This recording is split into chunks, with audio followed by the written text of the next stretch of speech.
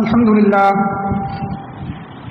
لله وكفى وسلام على عباده الذين اصطفى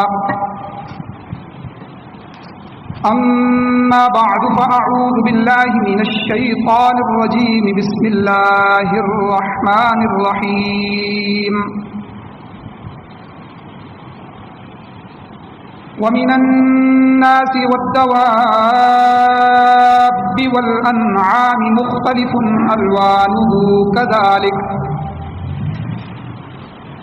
إنما يخشى الله من عباده العلماء إن الله عزيز غفور إن الذين يتلون كتاب الله وأقاموا الصلاة وأنفقوا مما رزقناهم سرا وعلانية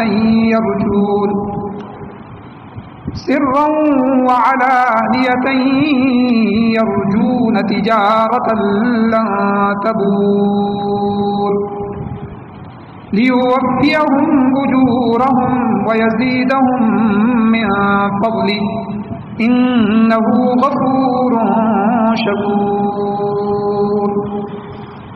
قال النبي صلى الله تعالى عليه وسلم خيركم من تعلم القرآن وعلمه صدق الله العظيم وصدق رسوله النبي الأمي الكريم. اللهم صل على سيدنا محمد.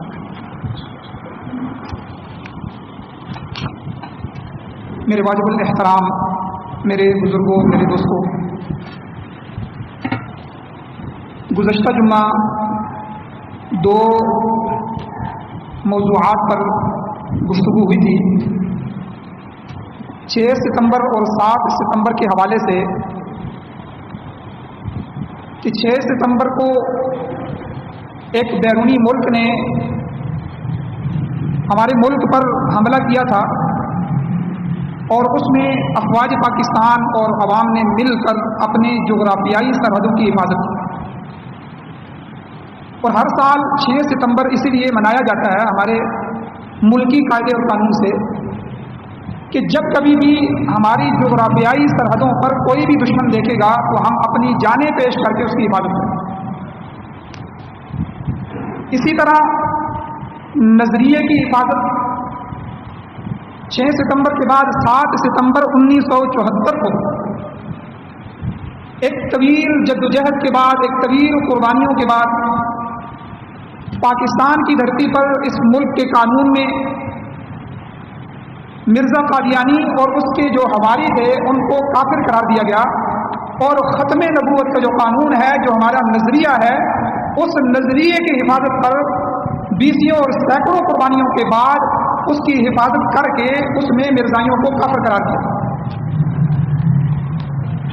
تو یہ 2 دن بڑی اہمیت کے ہیں کہ جہاں ہم جغرافیائی حفاظت کرتے ہیں وہاں ہم نظریاتی حفاظت بھی کرتے ہیں، کیونکہ اگر ملک ہوگا تو اسلام ہوگا. اگر جغرافیائی محفوظ نہیں ہوگا، سرحدیں محفوظ نہیں ہوں گی تو ہم نظریے کی بات کہاں کریں. اور اسی طرح اگر جغرافیہ محفوظ ہے لیکن نظریہ محفوظ نہیں ہے، نظریات محفوظ نہیں ہے، تو اس ملک کا بھی کوئی فائدہ نہیں. تو یہ بات سمجھ لینی چاہیے کہ قرآن اور حدیث یہ سرچشمہ ہدایت ہے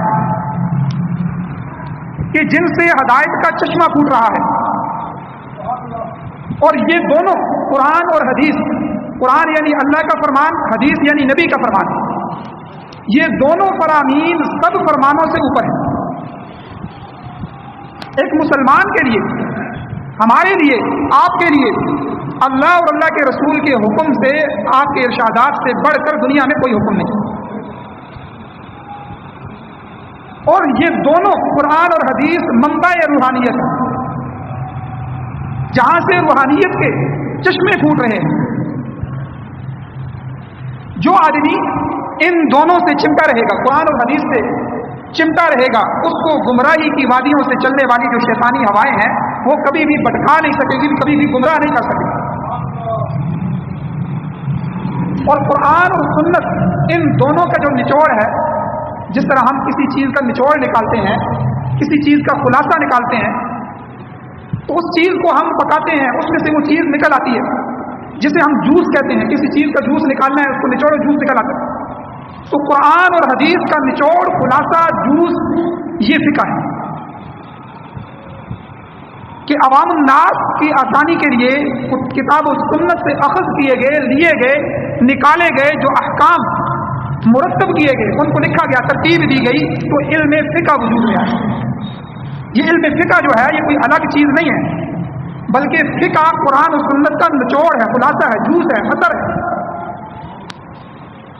کہ فقہا نے، ان ماہرین نے جو صحابہ کے شاگرد تھے، امام اعظم ابو حنیفہ رحمہ اللہ، ان لوگوں نے قرآن و سنت کو سامنے رکھ کے ہمارے جتنے مسائل بنتے تھے ان میں سے حل کر کے، گویا کہ حلوے کی طرح پکا کے فقہ کی صورت میں ہمارے سامنے رکھا۔ اور جو فقہی مسائل ہیں، یہ جو فقہ ہے، جتنی بھی فقہ ہم کہتے ہیں، فقہ حنفی ہے ہماری، اب یہ بات تو سمجھ آ گئی کہ یہ فقہ جو ہے یہ قرآن و سنت کا جوس ہے، اس کا خلاصہ ہے، اس کا نچوڑ ہے۔ لیکن یہ کتنے عنوان ہیں؟ فقہ کے دو دور گزرے ہیں، دو زمانے ہیں۔ پہلے زمانے میں بڑے بڑے 5 عنوانات کے تحت فقہ کو جمع کیا گیا۔ 5 بڑی بڑی ضرورتیں جو ہماری پوری زندگی پر محیط ہوتی ہیں، ان کو سامنے رکھ کے فقہ کے مسائل نکالے گئے۔ وہ 5 عنوانات کیا ہیں؟ نمبر 1، عقائد۔ عقیدے کی اہمیت سب لوگ جانتے ہیں کہ عقیدے کے بغیر کوئی عمل بھی قابل قبول نہیں۔ تو عقائد، قرآن و سنت سے کون کون سا عقیدہ نکل رہا ہے، ان عقائد کو جمع کیا فقہ۔ دوسرے نمبر پر اخلاق، اخلاقیات کا جو درس قرآن و سنت نے ہمیں دیا ہے۔ اللہ نے قرآن میں جو ہمیں اخلاقیات کا درس دیا ہے، یا نبی کریم صلی اللہ علیہ وسلم نے احادیث مبارکہ میں جو صحابہ کی تربیت فرمائی ہے، جو ان کو اخلاق سکھائے ہیں، وہ یزکیہم، قرآن کہتا ہے جو ان کا تزکیہ کیا ہے، تزکیہ نفس کیا ہے، ان کے وہ سارے رذائل، وہ ساری برائیاں دور کر کے جو اچھائیاں ان میں بھر دی ہیں، ان کو اخلاق کہتے ہیں، اخلاقیات کا درس۔ تو فقہ کا دوسرا بڑا موضوع، دوسرا بڑا عنوان وہ اخلاق، عقائد، نمبر 2 اخلاق، نمبر 3 عبادات، کہ کون کون سی عبادات ہیں جن کا قرآن و سنت میں ہمیں حکم دیا گیا۔ ان عبادات میں جتنی بھی عبادتیں، نماز، روزہ، حج، زکوٰۃ، صدقہ، خیرات، نذر، منت اور اس طرح کی جتنی بھی عبادات ہیں، ان عبادات کو اور ان کے مسائل کو فقہ کے اندر مرتب کیا گیا۔ عقائد، اخلاق اور عبادات کے بعد چوتھے نمبر پر معاملات ہیں۔ ظاہر بات ہے عبادات کے بعد، عبادات تو مخصوص ہوتی ہیں وقت کے ساتھ یا جگہ کے ساتھ۔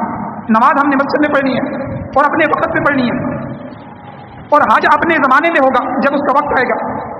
روزے کے لیے رمضان کا وقت ہوتا ہے، لیکن ہم نے زندگی گزارنے کے لیے ظاہر بات ہے معاملات بھی کرنے ہیں، معیشت کی طرف بھی توجہ دینی ہے، تجارت بھی کرنی ہے، لین دین کرنا ہے۔ تو اس بیع و شراء، لین دین، تجارت، معیشت، اس کو عنوان دیا گیا معاملات، کہ جتنے بھی معاملات ہیں قرآن و سنت نے ہمیں کن معاملات کے کرنے کی اجازت دی ہے، کن معاملات کو ہمارے لیے حرام قرار دیا ہے اور ہمیں اس سے اجتناب کا حکم دیا۔ تو فقہ کا چوتھا موضوع، چوتھا عنوان اور باب جو ہے وہ معاملات کا۔ اور 5واں فقہ کا موضوع ہے عقوبات، جرم اور جرم کی سزائیں، حدود اللہ، اللہ کی حدیں۔ ظاہر بات ہے اس معاملات میں، اس معاشرے میں جب انسان رہتا ہے تو آپس میں چپکلش بھی ہو جاتی ہے، لڑائیاں بھی ہو جاتی ہیں، گڑبڑ بھی ہو جاتی ہے۔ اس کو کنٹرول کرنے کے لیے عقوبات ہیں، سزائیں ہیں جو شریعت نے مقرر کی، تاکہ یہ معاشرہ ٹھیک رہے، لوگ صحیح چلتے رہیں۔ تو وہ کیا سزائیں ہیں، وہ کون سے جرم ہیں جن پر کون کون سی سزائیں مقرر کی گئی ہیں، یہ ایک پورا باب ہے، اس کو عقوبات کہتے ہیں۔ تو یہ فقہ جو ہے، فقہ کے 5 موضوع ہو گئے: اخلاق، عبادات، معاملات، عقوبات اور عقائد۔ یہ 5 جو ہیں فقہ کے موضوع۔ تو شروع میں ان 5 موضوعات پر فقہ کو مرتب کیا گیا اور اس کا نام رکھا گیا الفقہ الاکبر، بڑی فقہ۔ بعد میں علماء نے جب دیکھا کہ پہلے جو دو عنوان ہیں وہ دو عنوان اس قدر اہم ہیں کہ ان پر مستقل کام کرنے کی ضرورت ہے، چنانچہ ان دونوں شاخوں نے ترقی پائی اور ترقی پا کر مستقل علم کی حیثیت اختیار کر۔ اب عقائد جو ہیں، عقائد سے متعلقہ جتنے بھی مسائل ہیں ان کو علم الکلام کہا جاتا ہے۔ یہ ایک الگ باب بن گیا، فقہ سے ان کو خارج کر دیا گیا اور ایک الگ سے اس کو علم قرار دیا گیا۔ علم الکلام عقائد کا موضوع، عقائد کے متعلق کتابیں لکھی گئی، الگ سے اس پر بات کی گئی اور قرآن و سنت کو سامنے رکھ کر عقائد کو متعین کیا گیا۔ اور دوسرے نمبر پر اخلاق اور تربیت کے متعلق احکام جو تھے وہ علم تصوف کی شکل میں جو ہے علیحدہ سے مرتب ہو۔ تو علم العقائد اور علم تصوف یہ دو الگ شاخیں بن گئی، دو الگ موضوع بن گئے۔ اب فقہ کے جو عنوان ہیں جو ہمارے مدارس میں بھی پڑھائی جاتی ہے اور جو سارے لوگوں کے درمیان معروف ہیں، اب 3 عنوان بچ گئے ہیں جو فقہ میں موجود ہیں۔ ان میں آگے عبادتیں جتنی بھی ہیں ان کے مسائل بیان کیے جائیں، معاملات یعنی لین دین معیشت کے معاملات، اور عقوبات یعنی سزائیں۔ یہ 3 موضوع فقہ میں، اور ان تینوں میں سے ہر ایک کی 5 قسمیں ہیں، یعنی ذیلی طور پر گویا کہ 15 عنوانات ہیں جو علم فقہ کی بنیاد کی حیثیت سے اس پر تحقیقی کام ہوتا چلا آ رہا ہے۔ اب یاد رکھیں زمانہ بدل رہا ہے، زمانے کی تبدیلی سے اور سماج کی تبدیلی سے جہاں زمانہ بدلتا ہے ہمارا طور طریقہ بھی بدل رہا ہے۔ اب جب زمانہ بدلتا ہے، طور طریقہ بدلتا ہے تو نئے مسائل پیدا ہو رہے ہیں۔ ان 3 عنوانات کے نیچے زمانے کی تبدیلی اور سماج کی تبدیلی کے ساتھ جتنے بھی پیدا ہونے والے مسائل ہیں ان کے حل کا تلاش، ان کو حل کیا جا رہا ہے، ان کی تلاش کی جا رہی ہے، اور یہ کام جاری و ساری ہے۔ فقہا جو ہے اب بھی مدارس میں جو ہے اس پر کام کر رہے ہیں۔ مثلا پہلے زمانے میں گدھا گاڑی کے اوپر سفر کرتے تھے، اونٹوں پر سفر کرتے تھے، خچروں پر سفر کیا جاتا تھا۔ تو وہ اب سفر کے جو مسائل ہیں، سفر میں کیا ہوا ہے کہ نماز کم ہو جاتی ہے، جو 4 فرائض ہیں وہ 4 فرض 2 فرض رہ جاتے ہیں، سنتیں نفلوں کے درجے میں چلی جاتی ہیں، اللہ نے احسان فرما دیا۔ لیکن پہلے زمانے میں وہ سفر 3 دن میں طے ہوتا تھا، 16 میل تقریباً جو ہے وہ 1 دن میں طے کیا جا سکتا ہے، 16 میل۔ ظاہر بات ہے جب آپ خچر پہ جا رہے ہیں، اونٹ پہ سوار ہو کے جا رہے ہیں، آہستہ آہستہ جانا ہے، تھوڑی دیر کے بعد آپ نے ہر 3 میل 4 میل کے بعد پڑاؤ کرنا ہے، وہاں رکنا ہے، پھر وہاں سے آگے چلنا ہے۔ تو پورے دن میں مسافر جو سفر کرتے تھے وہ 16 میل سفر ہوتا تھا، اور 3 دنوں میں 48 میل کا سفر ہوتا تھا۔ اب اس وقت احادیث مبارکہ میں 3 دن کے سفر کو قصر کی معیار بنایا کہ قصر کہاں سے شروع ہوگی، جب مسافر 3 دن کی مسافت طے کر لیں۔ اب سفر وہی ہے لیکن زمانہ بدلا۔ زمانے میں آگے جو ہے پھر کیا ہوا، آہستہ آہستہ گدا گاڑی، بیل گاڑی، اس سے آگے چھوٹی گاڑیاں، کاریں، اور کاروں سے چلتے چلتے ریل کاریں، پھر جہاز، پھر کرتے کرتے زمانے کی تبدیلی سے اب وہی سفر چند گھنٹوں میں طے ہو رہا ہے جو وہ لوگ 3 دنوں میں طے کرتے ہیں۔ اب ان مسائل کو بھی فقہا نے حل کیا، اور جو نئے اسی طرح مسائل پیدا ہوئے۔ یہ میں نے مثال دی ہے کہ جو تجارت ہے، تجارت اس وقت سیدھی سادی ہوتی تھی، آ کے دکان پہ ایک چیز دی، ایک لی، بس ختم ہو گیا۔ پھر آہستہ آہستہ تجارت کی نئی شکلیں، یہ قسطوں کا کاروبار آ گیا، فلاں کمیٹیاں نکل آئیں، بولی کی کمیٹی لگ رہی ہے، فلاں لگ رہی ہے، تجارتوں کے اصول بدلنا شروع ہو گئے، تجارتوں کے احکامات بدلنا شروع ہو گئے، نئی چیزیں سامنے آ گئی۔ تو انہی اصولوں کو، فقہ کے جو اصول مرتب تھے، انہی اصولوں کو سامنے رکھ کر علماء اور مفتیان اکرام نے، فقہا نے ان مسائل کو بھی حل کیا، اور یہ کام قیامت تک جاری رہے گا۔ ہو سکتا ہے آنے والے زمانے میں اتنی تیز رفتار گاڑیاں آ جائیں کہ جو اب کراچی تک کا سفر ہے وہ ہو سکتا ہے آدھے گھنٹے میں طے ہو جائے۔ یہ جدید چیزیں آ رہی ہیں، اور تجارت میں اس سے بھی زیادہ تیزی آ جائے، نئی نئی شکلیں سامنے آ جائیں۔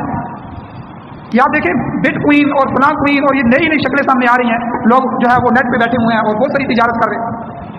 کئی دفعہ تو سودا بھی معلوم نہیں ہوتا کہ سامان کہاں پڑا ہوا ہے، لیکن وہاں سے سامان خرید لیا جاتا ہے اور دوسرے آدمی کو سامان بیچ دیا جاتا ہے۔ نہ سامان خریدنے والے کو پتا ہے کہ کس ملک کے اندر کس دکان پہ میں نے وہ سامان جو بیچ رہا ہوں وہ پڑا ہوا ہے، بس وہاں سودا ہو رہا ہے، لینے والا لے رہا ہے اور خریدنے والا خرید رہا ہے، بیچنے والا بیچ رہا ہے، اور اس سے بھی عجیب تر شکلیں سامنے آ رہی ہیں۔ تو یہ جو فقہ کا موضوع ہے، یہ فقہ کے جو اصول اور ضوابط جو فقہا نے لکھے ہیں، انہی اصولوں اور ضوابط کو سامنے رکھ کر زمانے کی تبدیلی اور سماج کے بدلنے سے پیدا ہونے والے مسائل کی حل کی تلاش کا جو کام ہے وہ جاری اور ساری ہے۔ اب ایک مسئلہ اور ہے جو ہمارے معاشرے کا، کہ جو اچھے وقت تھے پہلے زمانے میں، اچھے وقتوں کی بات ہے، انگریز کے بر صغیر میں آنے سے پہلے ہر پڑھا لکھا نوجوان مسلمان وہ ہماری جو بنیادی فقہ کی کتابیں ہیں، کنز ہے، قدوری ہے، ہدایہ ہے، یہ ان کتابوں تک پڑھا لکھا ہوتا تھا، لہذا اسے ڈاکٹر اور انجینئر بننے کے ساتھ ساتھ فرائض کا بھی پتہ ہوتا تھا، سنتوں کا پتہ ہوتا تھا، حلال اور حرام کی اچھی طرح تمیز ہوتی تھی۔ لیکن جب سے مغلیہ سلطنت ختم ہو گئی، مسلمانوں کا وہ عظیم دور ختم ہوا اور انگریز آ گیا، انگریزی استعمار نے بر صغیر پر قبضہ کیا، تو انگریز کے قبضے کے ساتھ ہی ہمارا وہ شاندار ماضی اور وہ تاریخی روایت جو تھی وہ ختم ہو گئی۔ اب انگریز جو تھے وہ وائسرائے کی صورت میں اور افسران کی شکل میں ہمارے اس ہندوستان میں آئے، دراصل وہ پیچھے سے یہودی تھے، وہ یہودی تھے، اور وہ شکل جو ہے یہ وائسرائے ہے، یہ افسران ہے، یہ فلاں افسر ہے، اس شکل میں آئے، اور یہودیوں نے ہندوستان بھر کے سکولوں کے لیے، کالجوں کے لیے، یونیورسٹیوں کے لیے ایسا نصاب تعلیم وضع کیا جس کی روح سے مذہب کو معیشت اور تجارت سے، سیاست سے اور عدالت سے الگ کر دیا، یعنی انہوں نے یہ سسٹم ہی ایسا بنایا، تعلیم ایسی مرتب کی۔ پہلے کا جو مسلمان ہوتا تھا، میں نے ابھی ذکر کر دیا کہ ہر بچہ جب گھر میں پیدا ہوتا تھا تو وہ اپنے جائز ناجائز اور حلال حرام اور ان چیزوں کو پہچانتا تھا، بنیادی تعلیم اسلام کی وہ اپنے ماں باپ کے گود میں حاصل کرتا تھا،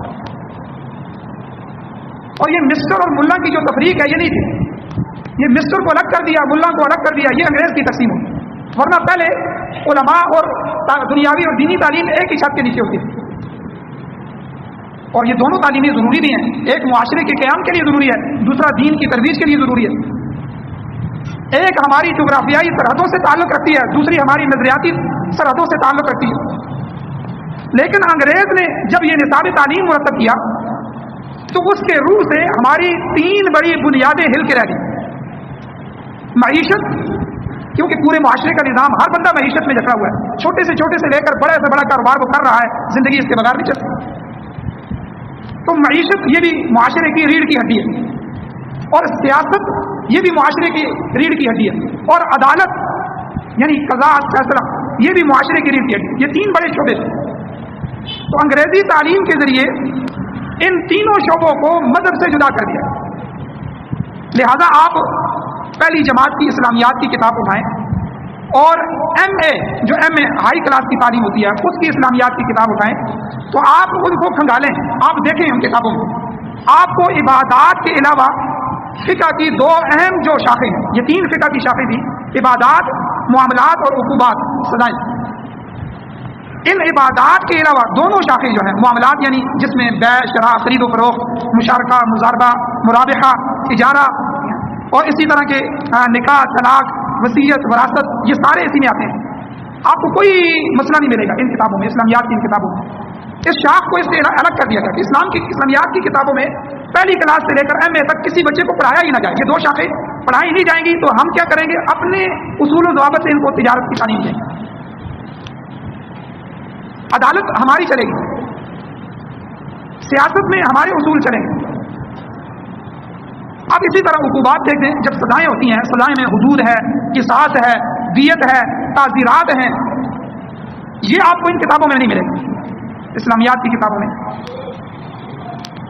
اب جب یہ ان کتابوں میں نہیں ہے تو جو عالم بن رہا ہے تو اس میں تو پڑھنا ہے، اس کو تو مدارس میں یہ ساری تعلیم دی جائے گی، لیکن جو اسکول کالج یونیورسٹی پڑھ رہا ہے وہ تو صرف عبادات کو پڑھے گا، نماز، روزہ، حج، زکوٰۃ ہے، اس کے کچھ مسائل پڑھ لے گا، کچھ احادیث اس سے پڑھ لے گا، یہ دو اہم باب وہ نہیں پڑھے گا۔ اب اس کو جب ان دونوں عنوانات پر PhD کروائی جائے گی تو اس میں وہ سارے اصول انگریز کے پڑھے گا۔ اب گویا کہ غیر شعوری طور پر اس بات کو تسلیم کر دیا گیا کہ مذہب کو ہماری تجارت اور معیشت اور ہماری عدالت اور ہماری سیاست میں کوئی مداخلت نہیں۔ اسی لیے آج یہ جملہ کہا جاتا ہے کہ بھائی مولوی کو سیاست سے کیا کام ہے، حالانکہ سیاست تو ہے ہی دینی کام، یہ چور چکے اور بدماشوں کا کام تو نہیں ہے جو قوم کی دولت لوٹ کے لے جائیں، جو قوم کے نام سے غیر ملکی مفادات بھی حاصل کریں۔ حالانکہ ہمارے آئین میں یہ بات لکھی ہوئی ہے کہ جو اس ملک میں سیاست میں حصہ لے گا وہ اپنے اثاثے شو کرے، باہر کسی ملک میں اس کی نیشنلٹی نہ ہو، دوہری نیشنلٹی نہ رکھے۔ لیکن آپ دیکھ لیں ہر ایک بندے کے باہر اپنی کوٹیاں، مکان، جائیدادیں، بینک بیلنس ہیں، ہر سیاسی آدمی کے، بغیر کسی سیاسی پارٹی کے امتیاز کے، کوئی بھی پارٹی ہے سوائے مذہبی لوگوں کے۔ یہ کیوں ہے کہ اس ملک کو ہم لوٹ کے بالکل ختم کریں۔ یقین کریں جو ہمارے قرضے ہیں یہ قرضے اتنے ہو چکے ہیں کہ ہم غلام در غلام ہیں. ہماری جتنا ملک ہے، یہ اثاثے ہیں، یہ ادارے ہیں جو ہمارے قومی، ان سب کو بیچ دیا جائے تو ہمارے قرضے ادا نہیں ہوں. کیا کسی مولوی نے آ کر وزیر اعظم بن کر اس ملک کو، اس قوم کو ان قرضوں میں دسایا؟ آج تک تو کسی نے مولوی کو اوپر آنے نہیں دیا. یہ وہی سارے سیاسی لوگ ہیں جو انگریزی پڑھے ہوئے ہیں اور انگریز کے خود کاشتہ ہیں، جن کی اولادیں انگریزوں کے پاس پڑھ رہی ہیں. تو اس لیے ہماری معیشت کو بھی دین سے الگ کر دیا گیا. بھائی آپ ہمیں تجارت کے اصول نہ سکھائیں. مولوی کو بازار سے کیا کام ہے؟ آپ ہمیں تجارت کے اصول سکھائیں گے؟ تجارت کو آپ، معیشت کو آپ حکومت پہ چھوڑیں، وہ سود لے سود نہ لے، اور جتنے بھی غیر شرعی جتنے بھی چیزیں ہیں ان چیزوں کے ساتھ تجارت کرے. آپ کو اس میں مداخلت کا حق نہیں. عدالت کے جو فیصلے ہیں وہ قرآن و سنت کے مطابق نہیں کیے جائیں گے. آپ مولوی جب اٹھتے ہو تو قرآن و سنت کو لے آتے ہو کہ بھائی عدالت کے فیصلے قرآن و سنت کے مطابق کیے جائیں. اس لیے عدالت میں، سیاست میں، معیشت میں، تینوں میں مولوی کا کوئی کام نہیں. حالانکہ یہ مولوی کو نہیں کہا جا رہا، یہ قرآن و سنت کو کہا جا رہا ہے کہ بھائی قرآن و سنت کا ان تینوں چیزوں میں کوئی کام نہیں. تو اس لیے میرے بھائیوں، ہمارے جو قوانین ہیں وہ 3 قسم کے قوانین ہیں. آئلی قوانین جو ہمارے خاندانی قوانین ہوتے ہیں، نکاح، طلاق، وراثت، وصیت، یہ آئلی قوانین ہوتے ہیں. دوسرے جو دیوانی قوانین ہیں، دیوانی مقدمے جس میں لین دین، معاملات، تجارت کے جو تنازعات ہیں ان کا حل ہے. اور تیسرے نمبر پر فوجداری قوانین ہیں جن میں جرم، سزا، ان کے متعلق جو تعزیراتی دفعات موجود ہیں. ان سب کی بنیاد ہمارے اس ملک میں اور سارے اسلامی ممالک میں قرآن و سنت اور اس سے ماخوذ جو فقہ ہے اس پر نہیں ہے، بلکہ یہودیوں اور عیسائیوں کے من گھڑت اصول اور ضوابط پر ان کی بنیاد. چنانچہ اس نظام تعلیم کا نتیجہ کیا ہوا جو انگریز نے برگت صغیر پہ نافذ کیا کہ ہمارے جو سکول کے، کالج کے طلباء ہیں، چند صورتیں ان کو یاد ہوتی ہیں. نبی علیہ السلام کی سیرت کے جو چند باتیں ہیں، سیرت بھی پوری نہیں پڑھائی جاتی. نبی علیہ السلام کی سیرت میں جہاد بھی آتا ہے. نبی علیہ السلام کی سیرت میں نیکی کا نفاذ بھی ہے کہ نیکی کو نافذ کیا جائے. نبی علیہ السلام کی سیرت میں برائی کا خاتمہ بھی ہے. یہ سارے سیرت کے پہلو ہیں، لیکن نہ آپ کو جہاد ملے گا، نہ امر بالمعروف ملے گا، نہ نہی عن المنکر ملے گا. چند ایک پہلو سوچے سمجھے ترتیب سے یہ ہمارے بچوں کو پڑھایا گیا. اور اس کی وجہ کیا ہے؟ تاکہ عملی زندگی میں اسلام کے جو اصل قوانین ہیں وہ ان کی زندگی میں نہ رہیں. اور آپ نے دیکھا ہوگا کہ جو کٹر عیسائی ممالک ہیں، عیسائی ملک، عیسائی ممالک میں بھی سیاست، عدالت اور معیشت سے عیسائیت کو نکالا گیا. یورپ میں بھی جو ان کے عیسائی مذہبی کتابیں ہیں، جو پوپ ہوتے ہیں، ان کے بڑے بڑے عیسائی پوپ ہیں، ان کو سیاست میں مداخلت کی اجازت نہیں، عدالت میں مداخلت کی اجازت نہیں، معیشت کے اصول طے کرنے کی اجازت نہیں. تو وہاں عیسائیت کو کیا کیا گیا؟ صرف چرچ تک محدود کیا گیا، اور چرچ کو اتوار کے دن کی سروس تک محدود کیا گیا. جس طرح ہم یہ سروس دیتے ہیں نا، اتوار کی سروس چرچ دے گا، پھر چرچ بند ہو جاتا ہے بس. اور یہی حشر مسلمان ممالک کے ساتھ بھی کیا جاتا ہے. آپ دیکھیں مسلمان ممالک میں بھی اسلام کو سیاست، عدالت اور معیشت سے الگ کر دیا گیا، اور اسلام صرف مسجد تک محدود کر دیا گیا، اور مسجد کو جمعے کے دن کی سروس تک محدود کر دیا. آپ میں سے کتنے حضرات ہیں جو جمعے کے علاوہ نماز پڑھتے ہیں؟ یہ تو ہم یہاں صرف جمعے کی سروس دینے کے لیے آپ کو بیٹھے ہوئے. جس طرح چرچ اتوار کی سروس دے رہا ہے اور ہم مسلمان جو ہے وہ جمعے کی سروس. بعض تو لوگ ایسے ہیں کہ جو جوتے دبا کے آتے ہیں اور جوتوں کے ساتھ ہی بیٹھتے ہیں، نہ آنے کی سنتیں پڑھتے ہیں، نہ جانے کی سنتیں پڑھتے ہیں، اور 2 منٹ اوپر ہو جائیں تو مولوی صاحب کا احتساب شروع ہو جاتا ہے. وہ یہ سروس لینے کے لیے آتے ہیں، اللہ کی عبادت کے لیے نہیں آتے. معذرت کے ساتھ یہ چیز سوچنے کی ہے کہ جو 5 وقت کی نماز ہماری اوپر فرض تھی، جو ہماری ذمہ داری تھی، اور جس 5 وقت کی نماز کے سجدوں سے ہم نے اللہ سے اپنے معاملات حل کروانے تھے، اپنی اولادوں کے لیے مانگنا تھا، اپنی تجارت میں خیر و برکت کی دعائیں کرنی تھی، ہم نے ان 5 وقت کی نمازوں کو چھوڑ دیا اور صرف رسمی طور پر، رواجی طور پر جو کچھ عیسائی ممالک میں ہوا وہ ہم نے اپنے اسلام کے ساتھ شروع کیا. اب اسلام ہمارے معاشرے میں ایک مذاق بن کے رہ گیا جمعے کی نماز تک. اب تو دعا کرنے کی بھی فرصت نہیں ہے کہ اپنے رب سے اپنے لیے، اپنے اولاد کے لیے دعائی مانگ لی جائے.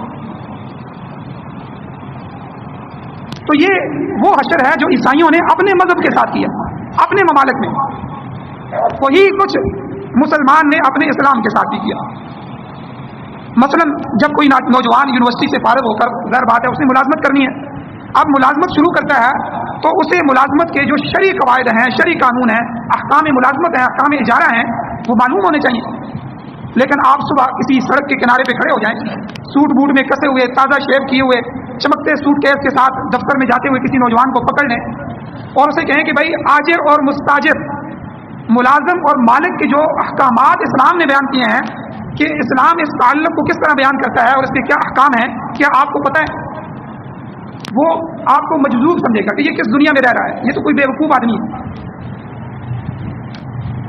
اور اسی معاشرے میں آپ کو 6 اور 8 بچوں کے باپ ایسے ملیں گے کہ وہ یہ نہیں بتا سکیں گے کہ نکاح کن چیزوں پر قائم ہوتا ہے اور نکاح کن چیزوں سے، کن باتوں سے ختم ہو جاتا ہے۔ آپ ایسے معروف تاجر اور بزنس مین آدمیوں سے ملیں گے، بلکہ دینداری میں معروف ہوں گے اور حاجی صاحبان بھی ہوں گے، کہ جو تجارت کے جائز اور ناجائز ہونے کے موٹے موٹے اصول بھی، جو عام اصول ہیں شریعت کے، وہ بھی نہیں بتا سکتے۔ سود اور جوا کسے کہتے ہیں اور ان کے کیا احکامات ہیں، یہ ہمارے معاشرے میں کسی کو پتہ نہیں۔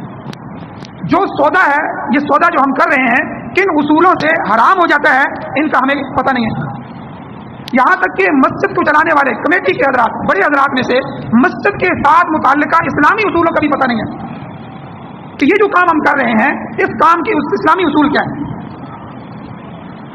تو اس کی وجہ میں یہ کہہ رہا ہوں کہ ہماری اس جو لارڈ میکالے تھا انگریز یہودی، اس نے جو اپنے دانشوروں کے ساتھ مل کے جو ہمارا نصاب تعلیم مرتب کیا تھا، اس سے فارمی مسلمانوں کی کھیپ سے کھیپیں تیار ہو رہی ہیں۔